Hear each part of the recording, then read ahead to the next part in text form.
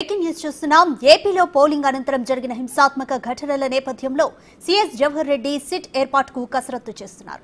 IG లేదా DIG స్థాయి ముగ్గురు అధికారులతో సిట్ ఏర్పాటుకు ముందుకు సాగుతున్నట్లు సమాచారం. ఐపీఎస్ అధికారులు రవి ప్రకాష్, వినీత్ బ్రిజ్రాల్, పీహెచ్డీ రామకృష్ణాల పేర్లు పరిశీలనలో ఉన్నట్లు తెలుస్తోంది. అడిషనల్ డీజీ స్థాయిలో సిట్ ఏర్పాటు చేయాలన్న ఈసీ సూచనతో సీఎస్ కసరత్తు మొదలుపెట్టారు. ముఖ్యంగా 3 జిల్లాల్లో జరిగిన హింసపై సిట్ విచారణ చేయనుంది. ప్రతి కేసును పరిశీలించి నివేదిక రూపొందించే విధంగా సిట్ ముందుకు సాగనుంది. ఇప్పటికే నమోదైన ఎఫ్ఐఆర్లను పరిశీలించి ఎఫ్ఐఆర్లలో అదనపు సెక్షన్లు పెట్టడంపై సిట్ నిర్ణయం తీసుకోనుంది. ఇక ఎల్లుండి కల్లా కేంద్ర ఎన్నికల కమిషన్ కు నివేదిక అందించే విధంగా సిట్ దర్యాప్తు జరగనుంది.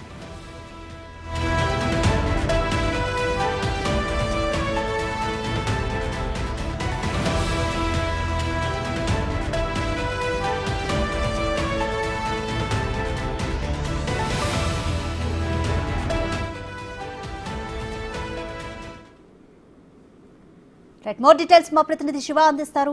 శివ, ఈసీ ఆదేశాలతో సిట్ ఏర్పాటుకైతే కసరత్తు జరుగుతుంది. ఎఫ్ఐఆర్లను పునఃపరిశీలించడం, ఇవన్నీ కూడా చర్యలు తీసుకోబోతున్నారు. ఇంకా ఎటువంటి చర్యలు తీసుకోబోతున్నారు సిట్ దర్యాప్తులో భాగంగా?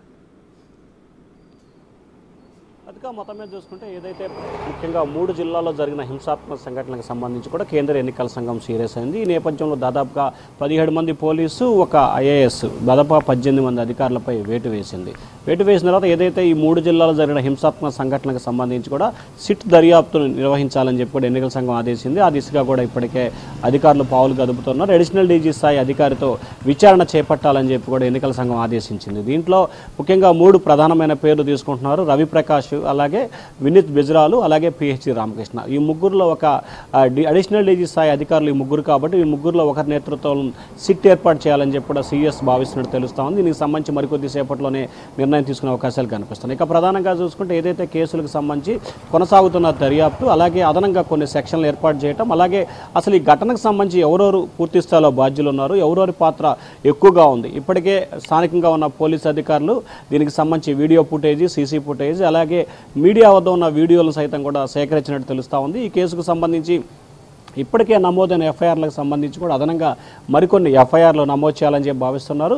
ఏదైతే సంఘటన జరిగిందో దీనికి సంబంధించి కూడా ప్రభుత్వ, ప్రైవేటు ఆస్తుల ధ్వంసంతో పాటు హత్యా ప్రయత్నం కేసులు నమోదు చేయాలని చెప్పి కూడా పోలీసు అధికారులు అయితే భావిస్తున్నట్టు తెలుస్తూ ఉంది. ఆ దిశగానే ఇప్పటికే ప్రయత్నాలు అయితే కొనసాగుతూ ఉన్నాయి. ఈరోజు సాయంత్రానికి ఎవరైతే సిట్ అధికారులు ఉంటారో ఆయన నేతృత్వంలో 3 జిల్లాల అధికారులకు సంబంధించి కూడా సమావేశం జరిగే అవకాశం కనిపిస్తోంది. ముఖ్యంగా పల్నాడు, చిత్తూరు, అనంతపురం 3 జిల్లాలకు సంబంధించి 4 నియోజకవర్గాల్లో జరిగిన వివాదాలకు సంబంధించి కూడా ఫుల్ స్టాప్ పెట్టే అవకాశాలు కనిపిస్తున్నాయి. నిన్న ఉదయం నుంచి పూర్తి స్థాయిలో పోలీసులు వారి ఆధీనంలో తీసుకోవడం జరిగింది. ఈ నేపథ్యంలోనే ఎక్కడా ఎటువంటి అవాంఛనీయ సంఘటనలు అయితే నిన్న ఈరోజు జరగలేదు కాబట్టి పోలీసులు అయితే కొంత ఊపిరి పీల్చుకున్న పరిస్థితి కనిపిస్తూ ఉంది. ఎల్లుండి సాయంకాలం కల్లా సిట్ దర్యాప్తు ఏదైతే నిర్వహించిందో ప్రాథమిక విచారణ చేసిన తర్వాత వారి అభిప్రాయాలను కూడా ఎన్నికల కమిషన్కి పంపించే అవకాశాలు కనిపిస్తున్నాయి. కేసు పూర్వపరాలే ఉన్నాయి, ఎందుకు గొడవలు జరిగినాయి, గొడవలు జరగడానికి గల కారణాలు ఏంటి, అందులో పోలీసుల పాత్ర ఏ విధంగా ఉంది అనే కోణంలో విచారణ జరిపి పూర్తి స్థాయిలో నివేదికనైతే ఎల్లుండి ఇవ్వబోతా ఉన్నారు. మరొక వైపు కొంతమంది ఎస్బీ, డిఎస్పీ, ఎస్బీ, సిఐలు అధికార పార్టీ నేతలకి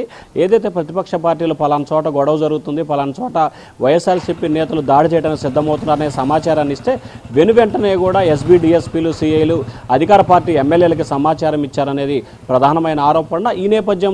ఈ ఆరోపణ నేపథ్యంలోనే ఇప్పటికే దాదాపుగా చూసుకుంటే ఎస్బీ, డిఎస్పీలు, సిఐలపై కూడా ఎన్నికల సంఘం వేటు వేసింది. పల్నాడు జిల్లాకు సంబంధించి 2 ఎస్బీ, సిఐలు, అలాగే అనంతపురం జిల్లాకు సంబంధించి ఒక ఎస్బీ, డిఎస్పీ, అలాగే చిత్తూరు జిల్లాకు సంబంధించి ఒక ఎస్పీ, డిఎస్పీ, ఒక ఎస్బీ, సిఐపై కూడా వేటు వేసిన పరిస్థితి కనిపిస్తాం. సో ఓవరాల్గా చూసుకుంటే ఇప్పటికే సిట్ నేతృత్వంలో దర్యాప్తు నిర్వహించాలని చెప్పి సీఎస్ అయితే కసరత్తు చేస్తున్నారు. మరికొద్ది సేపట్లోనే సిట్ కమిటీ ఏర్పడే అవకాశాలు అయితే కనిపిస్తూ ఉన్నాయి. ఆ తర్వాత ఇవాళ, రేపు, ఎల్లుండి దర్యాప్తు నిర్వహించి ఎల్లుండి సాయంకాలానికి కేంద్ర ఎన్నికల సంఘానికి ప్రాథమిక సమాచారం, గొడవలు ఎందుకు జరిగినాయి, కారణాలు ఏంటి, బాధ్యులు ఎవరు అనే దానికి సంబంధించి కూడా నివేదికను కేంద్ర ఎన్నికల సంఘానికి ఎల్లుండి సాయంకాలం ఇచ్చే అవకాశాలు కనిపిస్తూ ఉన్నాయి. రాధిక, శివ, ఇప్పటికే ఎన్నికలు జరిగి 4-5 రోజులు కావస్తున్నా కూడా ఏపీ అంతటా అక్కడక్కడ హింసాత్మక ఘటనలు ఇంకా చోటు చేసుకుంటూనే ఉన్నాయి. అయితే ఈ నేపథ్యంలో కౌంటింగ్ తర్వాత కూడా పరిస్థితి ఏ విధంగా ఉంటుందో అన్న ఒక ఆందోళన కూడా ఉంది. దీనికి సంబంధించి ఈసీ ఎటువంటి చర్యలకు సిద్ధమవుతోంది?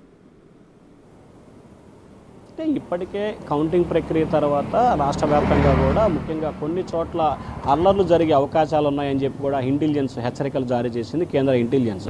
సో ఈ నేపథ్యంలోనే కౌంటింగ్ జూన్ 4వ తేదీన జరుగుతుంది. ఆ తర్వాత 15 రోజుల పాటు కేంద్ర బలగాలని సిఆర్పిఎఫ్ బలగాలని కమాండర్స్ని కూడా ఏర్పాటు చేసుకోవాలని చెప్పి కూడా కేంద్ర ఎన్నికల సంఘం ఆదేశించింది.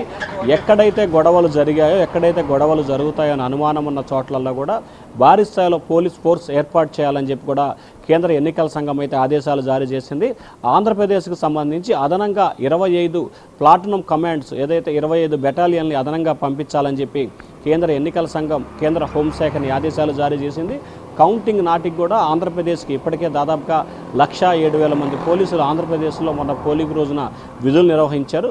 సో ఈ నేపథ్యంలోనే రానున్న కౌంటింగ్ నేపథ్యంలో ఎటువంటి అవాంఛనీయ సంఘటనలు జరగకుండా కౌంటింగ్ ముగిసిన తర్వాత కూడా జరిగే పరిణామాలు, ఎక్కడైతే ఒక పార్టీ గెలుస్తుందో మరొక పార్టీపై దాడులు జరిగే అవకాశం ఉంటుందో ఆ దాడులను అరికట్టేందుకు పూర్తి స్థాయిలో ఎన్నికల సంఘం కసరత్తు చేస్తూ ఉంది. 25 పాటు ఏదైతే 25కి సంబంధించి కూడా అదనపు బెటాలియన్ని ఆంధ్రప్రదేశ్లో ఈ 3 జిల్లాల్లోనే కేటాయించాలని చెప్పి కేంద్ర ఎన్నికల సంఘం అయితే ఆదేశాలు జారీ చేసింది. రాధిక. Thank you Shiva.